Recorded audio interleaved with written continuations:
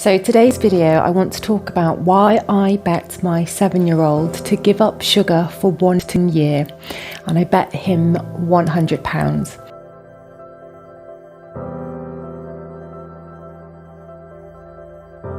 And there were several reasons why I did this, and I really recommend if your child was up for the challenge, then do it with them. And it doesn't necessarily have to be about giving up sugar. For them, it could be, if they're not very active, it could be about having a little bit more movement. So at least doing some kind of movement for 10 minutes 3 times a week, or reading a book 3 times a week, or something, okay? And so why I did it with my son, I don't know, just in case anybody hasn't heard of it, about the Marshmallow Experiment. I can't remember when it was done. It was done quite some time ago. And what they did, researchers did, is so they had a group of children and they offered them a marshmallow.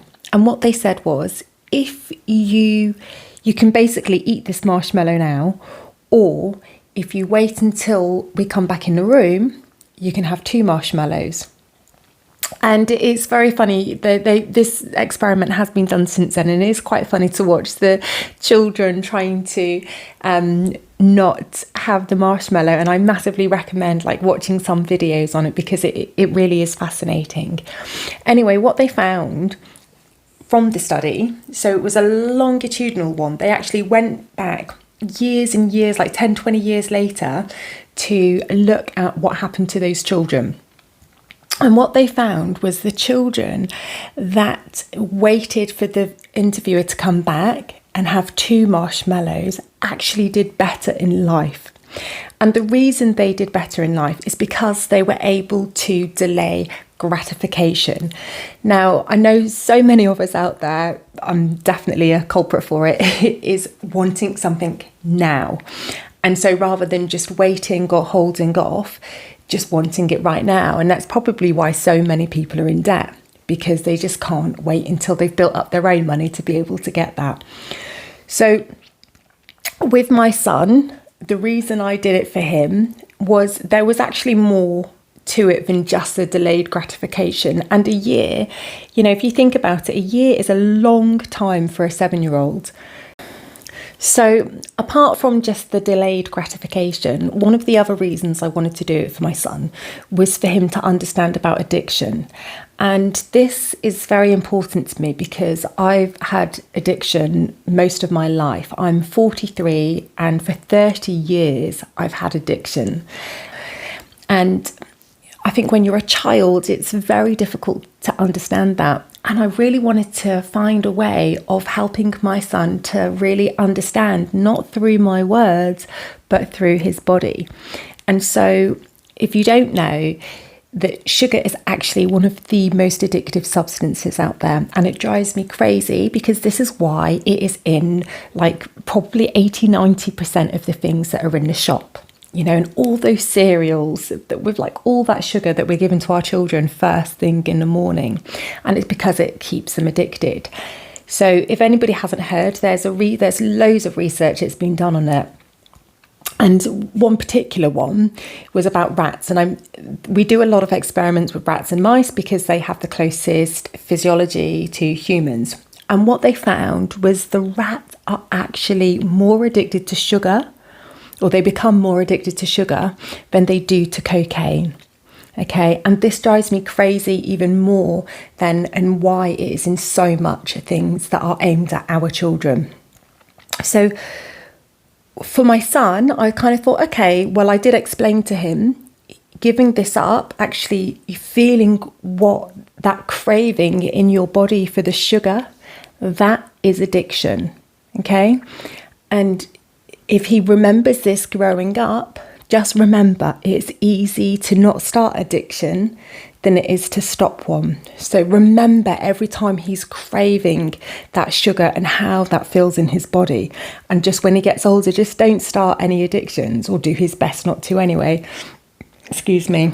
Okay, so the other reason I've written down, so I don't go off tangent too much, was about willpower and perseverance and seeing something through to the end, because I feel that all of us have the potential to be successful.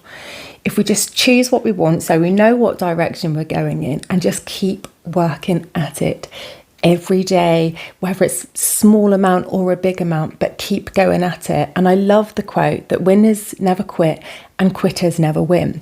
And so this was the other thing that I wanted to instill in my son, is just seeing something through to the end and just having the willpower. I mean, can you imagine a 7-year-old having to go a whole year without sugar? And actually, I must stipulate here that what I did say was, okay, without sugar for a year. However, if it's party or like a birthday party, or it's Christmas and Easter, on those special occasions, he was allowed to have sugar. And also I substituted it with things that were not like processed sugars. So for example, he was allowed honey, he was allowed maple syrup. And actually that sounds like, oh, well, he still had sugar.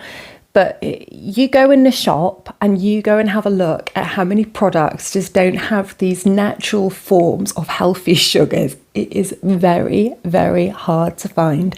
Fortunately, it's getting better. But at the start of doing this with my son, there was barely anything, any biscuits with 0 sugar, all of that stuff. So it was really tough for him. And so the other reason I put, which I did say was, well, I didn't say, but self-control. To be able to control yourself when you really want something. Imagine for a 7-year-old as well, really, really wanting something, but having that strength and that self-control to not have it. And I do remember actually for my son, towards the end, he was finding it a little bit difficult and he did get upset. And I had to remind him that you are choosing this. I'm not making you, and you can give up at any time, and I will not judge you. And it is your choice. Everything in life is a choice, and this is your choice. And bless him, he decided to see it through to the end.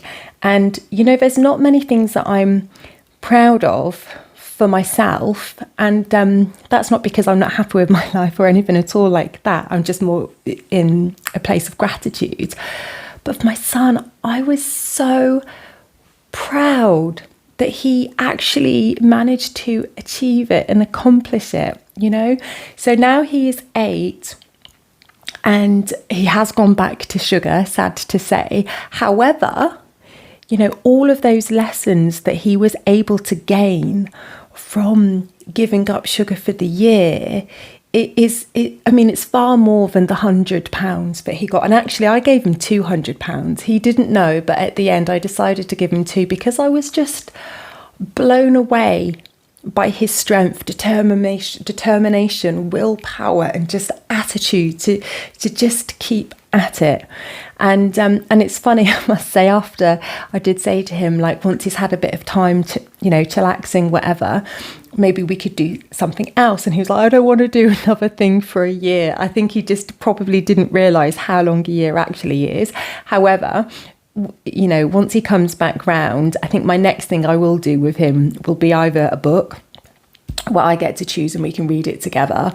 And these are just books on, not fictional books, but non-fiction books, either people that have become successful and their mindset and like anything that's going to encourage an entrepreneur's brain, basically, or some kind of movement, because bless him, he's such an internal learner that he can be quite stagnant and on a device a lot, and which I do not limit because that is his learning style. And he self-taught, to read and to do maths before school, and that was all from a device completely by himself because that is his learning style. But because of that, he does need to have a bit more movement.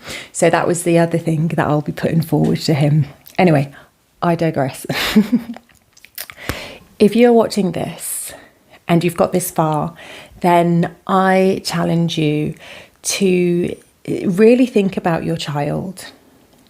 Really think about their future, what you would love for them to have. Not something that you didn't necessarily have, but really thinking about them as a person and what will be good for them. And challenge them, bet them. And it doesn't have to be a monetary reward for them achieving whatever it is that you put to them. It could be, I don't know, for then the following year, once a week, they get to choose absolutely anything at all that they want to do with you that doesn't cost money. So like going for a walk, playing a game, sleeping in your bed, you know, anything where it's just more connection, because I know most families don't get as much as we need. But just really, really sit and have a think about it, because I do think that we are doing our children an injustice by getting bogged down by the day-to-day life of just like working and then coming in and, you know, supplying for their needs, their basic needs of like shelter and food, but actually not then having that time to think about their future, think about how we can be more present with them, and just thinking about actually what is going to be like, if you think about a flower, what's going to be the best nutrients for them, for their soul, for their being, for them to really excel in life. Anyway, I'm going to leave it here. Thank you so much for watching, and with all my videos, even if it just touches one person and they take it on board and they change from that, like that for me it's just the best. You know, that's why I'm here, that's why I'm doing these videos, that's why I'm started these videos is because I just genuinely want to make the world a better place. And I feel that when we look after ourselves, when we look after our children, like all we have is love. And hopefully by the time our children have children, or they have children, there can be no more wars, because we've just helped to heal in all different ways, you know, mentally, emotionally, physically, spiritually. Anyway, goodbye for now. Thanks so much. Bye.